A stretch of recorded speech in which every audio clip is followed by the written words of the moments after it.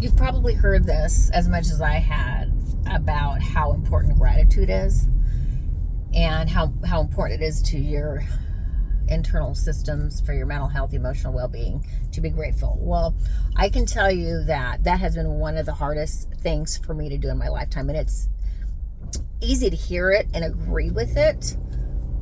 But when it comes to actually being grateful and sitting in gratitude, that is something that I fought for many, many, many, many, many years. I could not make myself do it. Even though I got my bachelor's degree in psychology, family studies, so I knew the psychology and the developmental necessity behind gratitude. I got my master's degree in criminal justice, corrections, and reentry. So basically, how to provide therapeutic resources for prisoners to reduce recidivism after they've gotten out. So obviously, gratitude is a major strategy for managing your mental health and your personal development.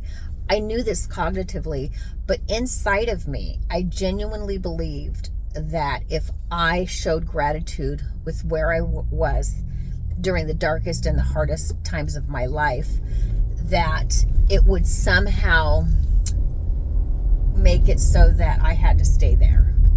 So that it would be like confirming that this was good enough, that this was the best it was going to be. And I did not want to accept that as truth. Gratitude and thankfulness felt to me like resignation. That's what it felt like.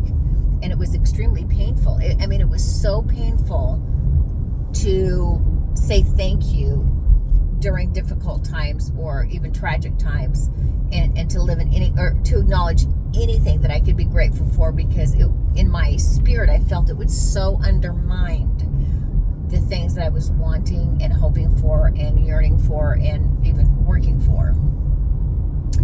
It wasn't for, it was a long time until I began to, and it was really by force, because many, many times I was desperate, and I was getting so desperate, and I'm looking for holistic solutions because don't have a lot of money for therapy.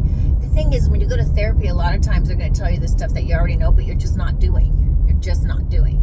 And if we did the things that we already know, instead of paying a lot of money to go have somebody else tell us to do it, maybe there's the accountability part, but if we just could do the things that we already know, how much that would help us. And so I kind of accepted that as truth and resigned myself to the fact that I was going to start practicing gratitude. This happened probably in my early 40s, late 30s, and little bit by little. And little bit by little, as I began to force myself to be grateful, force myself to genuinely include gratitude in my life, it began to change me physiologically. It empowered me to do more strength-based living, not just finding the things that I could be grateful for that I have right now that I can build on, but also to look for other strength-based things in my life, like better, hooking myself to good memories instead of bad memories, hooking myself to my thoughts, to my personal strengths instead of my personal weaknesses. It became a skill that once learning the skill, that skill, which is all a strength-based skill, that skill translated into many, many areas of my life. And it did absolutely transform me physiologically from the inside out, and really, really empowered me to honestly make more physical changes, more outward changes, to have a much greater and much better impact on my life. So anyway, something to think about if you're still hesitant to start practicing gratitude or thankfulness in your life. I want to just let you know that it's never too late to start. It's totally worth it. You'll be surprised at how much it will change you, just even change your day. And that's a good start. This is Vashti coming to you for Vashti's House. This is a Mom Talk. Hope you have a great day and make yourself at home.